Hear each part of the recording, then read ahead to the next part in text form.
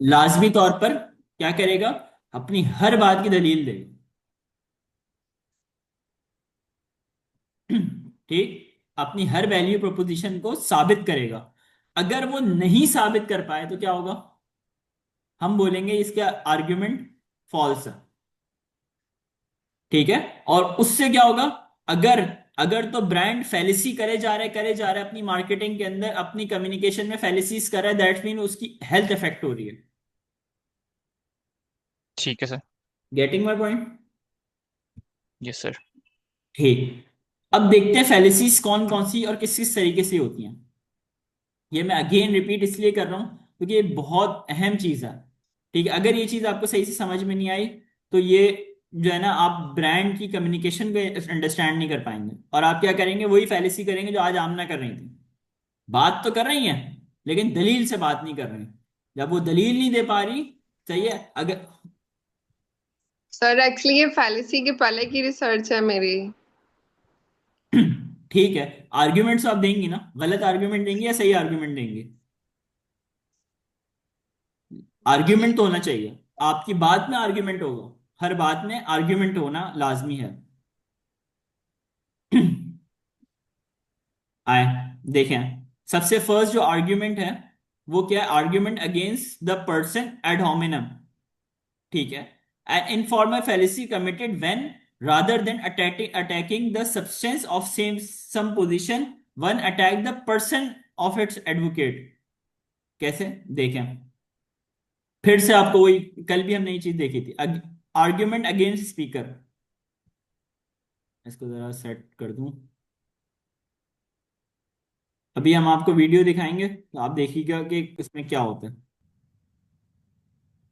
इसमें दूसरी तरफ आता हूं कि हमने क्या किया, हमसे क्या नहीं हुआ, लेकिन एक इसमें से जो फैक्ट पहला निकलता है वो ये निकलता है कि मेरे भाई भट्टी साहब जो मेरा ख्याल बचपन में कबड्डी खेलते रहे हैं, तो वो गांव में कबड्डी सांस रोक के खेलने वाली होती थी, तो लंबा सांस की प्रैक्टिस होती थी।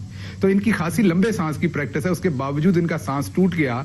लेकिन जो इन्होंने करप्शन के केसेस और करप्शन के जो आपने फ्रंटमैन थे, शहबाज गिल साहब, बात सुने, बात मेरे सुने ना, मोहतरम, बात मेरे सुने, ऐसे मोहतरम ना मेरी करें, बात भट्टी साहब सुने, बात मेरी सुने, बात सुने, मेरी बात बात सुने ना सुन ले। आपने।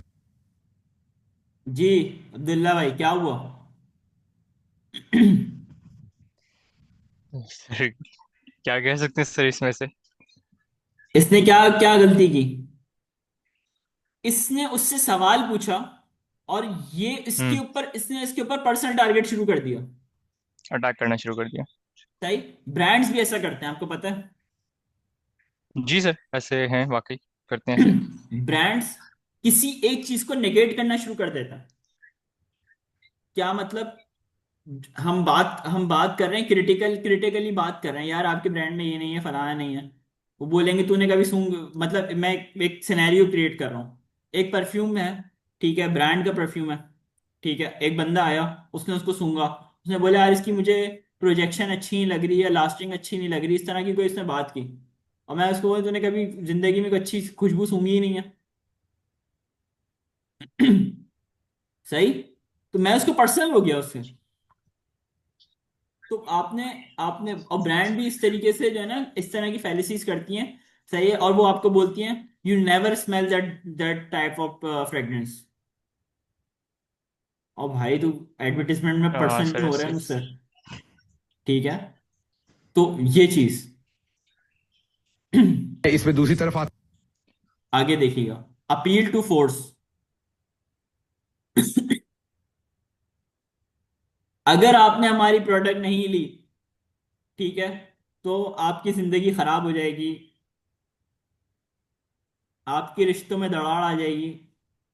ठीक है, इस तरह के वर्ड्स इस्तेमाल कर रहे होते हैं। क्या लिखा हुआ है ये देखें, an informal informal fallacy committed when force और threat of force is relied one to win the consent, you should choose wisely whom to vote. सही, पहला मैंने बोल दिया। दूसरा बोला अगर तुमने नहीं किया ये, क्या, वाइजली चूज नहीं किया, तो मैं तुम्हें जॉब से निकाल दूंगा। और तीसरी बात क्या कह रहा है, अब इसीलिए तुम्हें चाहिए कि तुम नवाज शरीफ को वोट दो। फैलेसी है। यप, आए क्लियर थ्रेट है। देखें, खान साहब को देखें। खान साहब बड़ी फैलेसीज करते हैं, बड़ा मजा आता है उनके साथ। ये देखें, आइडिया है सर, पर्सनली। ये देखें। कि अगर आपने अपने आप को इस करप्ट प्राइम मिनिस्टर से बचाना है, तो सिर्फ एक रास्ता है कि हम आज फैसला करें कि ना हम इसकी जारी हुकूमत को टैक्स देंगे, ना बिजली के बिल देंगे, ना गैस के बिल देंगे। क्या बोल रहे हैं खान साहब? कि अगर आपने वोट किया तो उसको रोकने का तरीका वैसे ये, न बिल देंगे, कुछ भी नहीं करेंगे, वैसे गवर्नमेंट को कोई इंसेंटिव्स नहीं देंगे मूव करने के लिए। फोर्स यानी करें कि ना उसे कि यू हैव यानी वन चॉइस। सिविल डिसोबीडियंस करेंगे। यप, ठीक है। विच इज इलीगल, तो yep. Appeal to populace, you should buy flossy dental floss. आप बोल रहे हो आप मेरी प्रोडक्ट खरीदो। क्यों खरीदो भाई तुम्हारी प्रोडक्ट? तो आप बोल रहे हैं कि क्योंकि 90% लोगों ने ये प्रोडक्ट खरीदी है, इसीलिए आप भी खरीदो। ये बात सुनी होगी आपने, बहुत सारे ब्रांड्स कहते हैं। जी सुनिए ये बात। तो मोस्टली मैं अगर टैक्स की साइड पे जाऊँ तो iOS ने काफ़ी ऐसे एडवर्ट्स यूज़ किए हैं, ग्रीन बबल और ब्लू बबल से रिलेटेड, वो सिमिलर वे में ही चलते हैं। ये अपना बी फाइलर ये यूज करता है ना ये बात, हाँ, बी फाइलर भी करता है। कि हमें हमें जो है 90% लोगों ने हमें 1 लाख लोगों ने हम हमारे साथ हमारी सर्विस यूज की है, इसीलिए आप भी यूज करो। भाई क्यों यूज करो तुम्हारी सर्विस? ये देखें, अपील टू पॉपुलेंस। एग्जाम्पल देखें, ये आपके हजरत आ गए शाह महमूद कुरैशी साहब। ये डीप पॉकेट्स वाला लग रहा है मुझे। Journalist, you began this conversation by saying that Israel, suggesting that Israel has, quote, close friends and powerful friends in the media. That is an anti Semitic trope. No, no. What I'm saying is the perception. Look at the perception the world has. You cannot ignore that, ma'am. But that's a wrong perception. Could be wrong, but that's the perception. Negate it. Well, someone- negate but someone- it by giving a balanced coverage. Negate it. The onus is. जी क्या किया इन्होंने? तो popularity को use करके शाह महमूद इन्होंने अपना Qureshi argument साहब ये बढ़ाया। कह रहे हैं कि अपील टू पॉपुलैरिटी क्या, कि मीडिया जो है वो कंट्रोल्ड है और ये है, मीडिया जो है बायस है, इस तरह से उन्होंने बोला। क्यों क्यों बोल रहा हूं? दुनिया के ये परसेप्शन, तो जो दुनिया का परसेप्शन होगा वो, जो मेजोरिटी का परसेप्शन होगा वो सही होगा। हो सकता है, नहीं भी हो सकता, but in this case use तो किया उन्होंने अपने आर्ग्यूमेंट के लिए। ठीक, तो ये गलत यूज किया, कि आर्ग्यूमेंट Yep. फॉल्स था।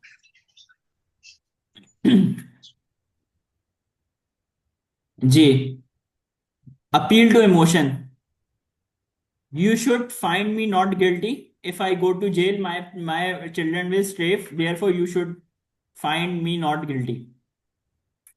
ठीक है, देखें।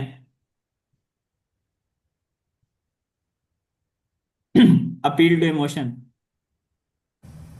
Mr. Foreign Minister, thank you so much for your time.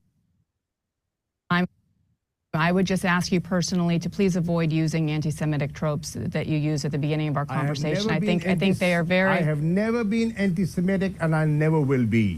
Okay, we'll leave it there. Thank you so much. जी क्या किया, क्या फैलेसी थी?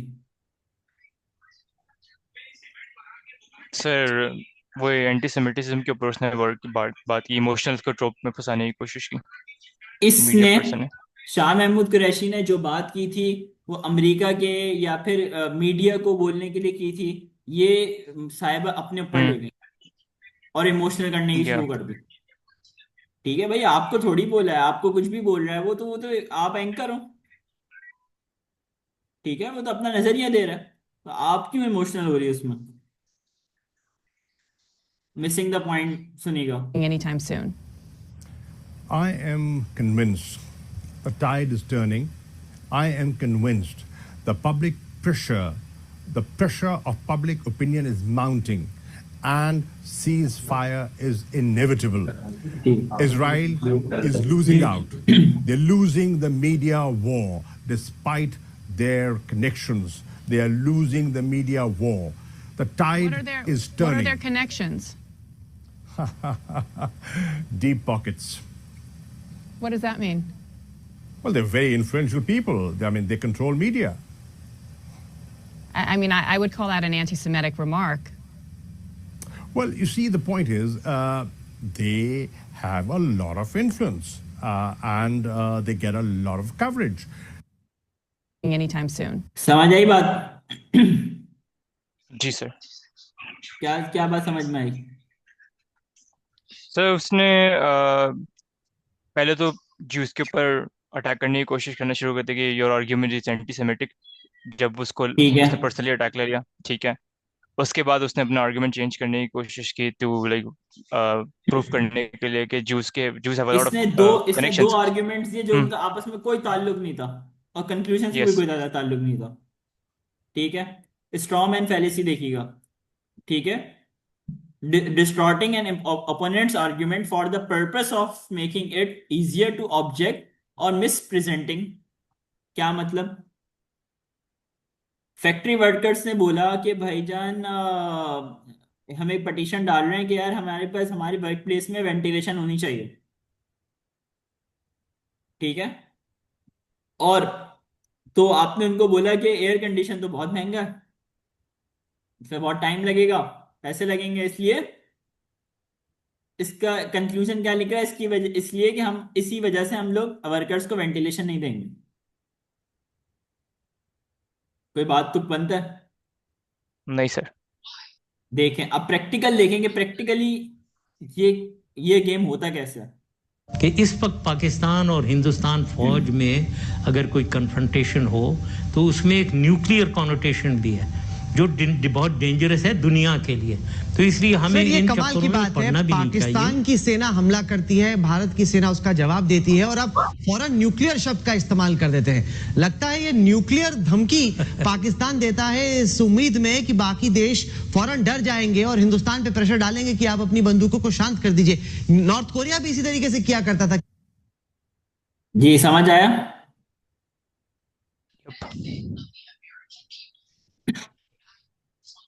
जी अब्दुल्ला क्या समझ में आया?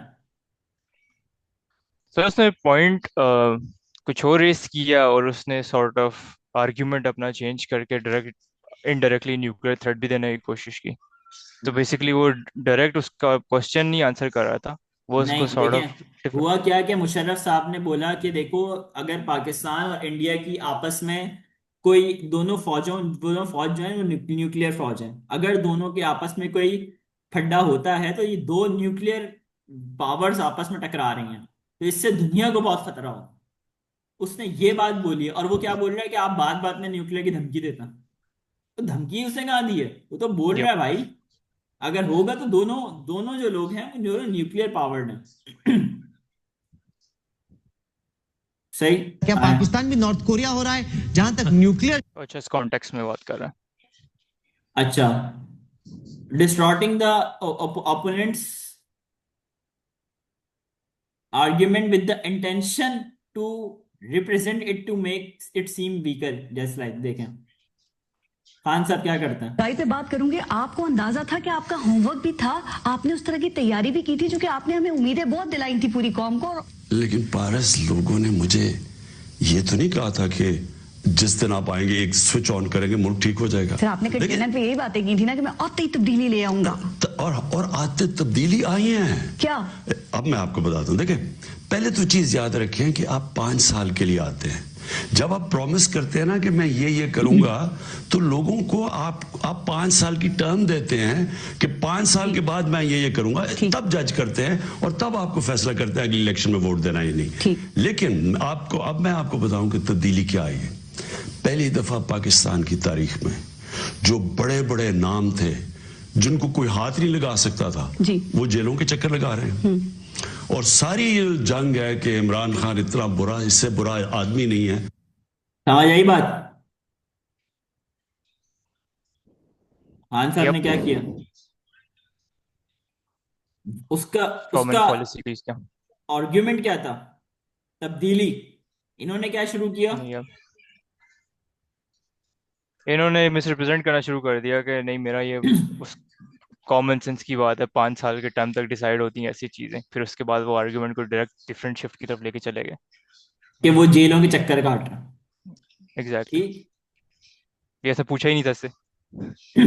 अब ये देखें, ये तो हद ही हो गई ना। चाहती हूँ जो भी एडमिनिस्ट्रेशन है कराची की वो उस पर क्या इकदाम कर रही है, बिकॉज लोगों में बहुत खौफ है, हिरास है, स्पेशली जो लोग रहते हैं समंदर के करीब। और समंदर की लहरें देखते हुए पता चल रहा है कि ये कोई एक आम सा तूफान नहीं है, ये काफी जोर का हिट करने वाला है। एक बात बताऊं, समंदर के किनारे पे हजरत अब्दुल्ला शाह गाजी साहब का मज़ार है। वो ठीक है, बिल्कुल, वजह से हम आज तक बचते आए, लेकिन ये 1940s इस दफा भी बचेंगे। सिर्फ यही नहीं। समझ आई बात? सर मुझे लगा था कराची में जोक्स की हद तक होता है, लेकिन तो पार्लियामेंट तक पहुंच गया। ये स्पीकर है, ये आपका स्पीकर स्टेट लेवल पे ऑफिशियल बात कर रहा है। नीचे वो बंदा सोचता आया था, नीचे एक बंदा है वो लिख रहा होता है स्पीकर की बात को।